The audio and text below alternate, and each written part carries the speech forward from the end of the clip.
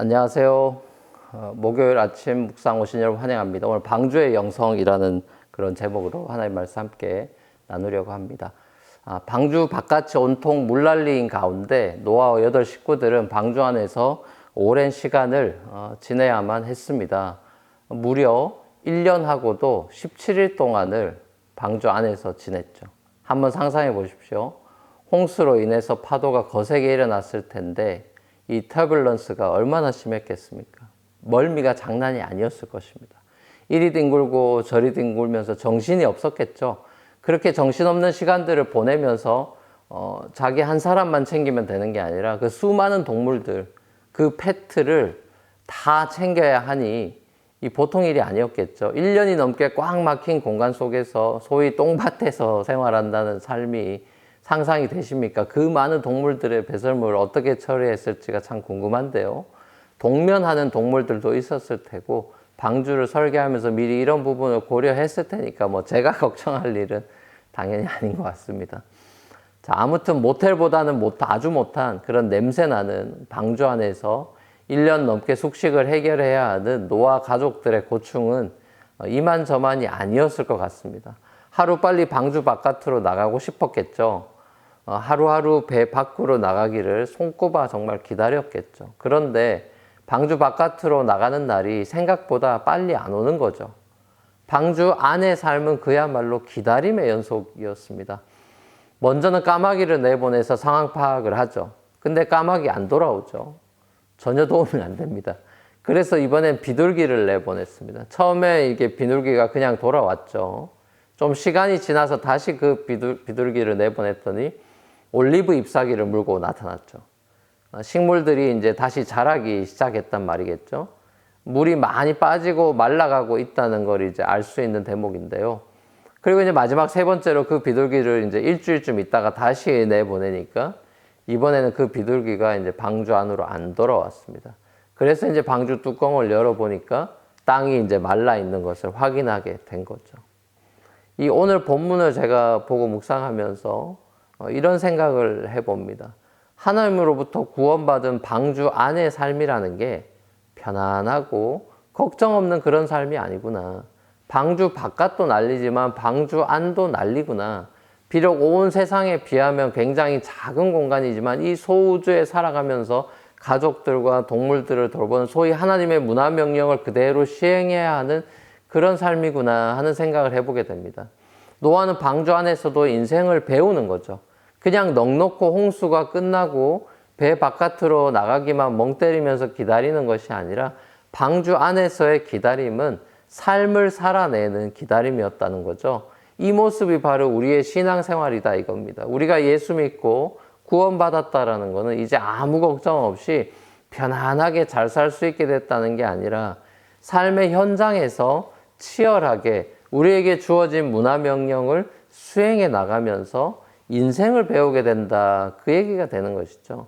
우리의 문제는 예수 믿고 복받아서 편하게 살려고 하는 데 있는 것 같아요. 예수 믿고 구원받았는데 왜 내가 똥냄새 나는 이 현장에서 이러고 살아야 됩니까? 라는 한탄이 아니라 이곳에서 내가 몸소 배워야 하는구나 라는 겸손한 태도가 중요한 거죠. 출애굽의 구원을 받은 이스라엘 백성들이 살아가야 했던 삶의 현장은 광야였죠. 편하게 살 수 있는 환경이 아니었습니다. 그래서 이 사람들은 늘 불평불만을 달고 살았죠. 하나님의 뜻을 이해하지 못했던 거죠. 나중에 모세가 죽기 전에 했던 신명기 설교에 보면 광야 생활의 이유가 나오죠. 하나님께서 이스라엘을 낮추시고 시험에서 순종을 훈련시키는 그런 의도였다. 이렇게 모세는 이해한 겁니다. 히브리서 5장에 보면 예수님께서는 하나님의 아들이시지만 고난을 통해서 순종을 배워서 완전하게 되셔서 구원의 근원이 되셨다. 이런 말씀이 나오거든요. 히브리서 5장 8절에서 9절에 그는 아드님이시지만 고난을 당하심으로써 순종을 배우셨습니다. 그리고 완전하게 되신 후에 뒤에 자기에게 순종하는 모든 사람에게 영원한 구원의 근원이 되시고. 자, 결국 하나님의 뜻은 우리 인생이 고난에서 순종으로 그리고 순종에서 완전으로 나아가는 거죠.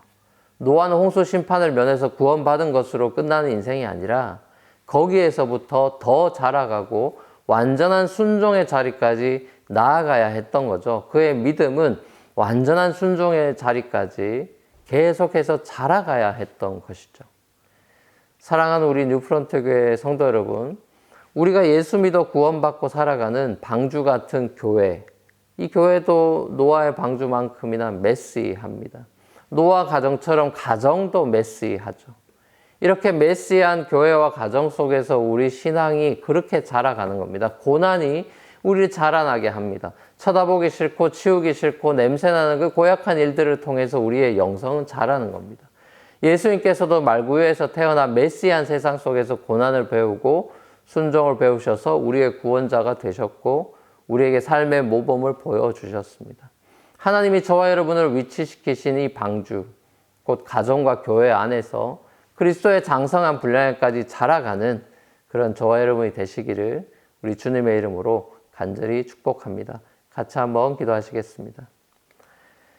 사랑의 아버지 하나님, 방주 안의 세상을 좀 더 들여다봅니다. 그 방주 안에서 노아와 그 8 식구들은 계속해서 그 메시한 곳에서 기다리는 삶이었고 그 기다림의 삶은 그 냄새나는 현장을 클린업하고 깨끗하게 하고 하나님의 문화 명령을 그 속에서도 지켜나가는 삶이었음을 보게 됩니다. 아버지 하나님, 우리의 삶도 마찬가지인 것 같습니다. 우리가 예수 믿고 놀라운 복을 얻었지만 우리의 삶의 현장은 광야요, 메시한 방주 안과 같은 세상입니다. 가정이 그렇고 교회가 그렇습니다. 문제가 아니라 그 문제 안에서 우리가 주님을 바라보지 않고 주님의 통치를 바라보지 않고 순종하지 않는 것이 문제임을 깨달아서 가정에서든 교회에서든 하나님이 위치시키신 우리의 그 소명의 자리에서 그 메시한 현장에서 주님 앞에 최선을 다하고 묵묵히 살아가며 순종을 배우며 완전한 데까지 자라가는 그런 우리 모두가 되도록 인도하여 주시옵소서. 감사드리옵고 예수님의 이름으로 기도합니다. 아멘. 자, 감사합니다. 오늘도 어제보다 더 나은 오늘 하루 살아가시기를 축복합니다. 감사합니다.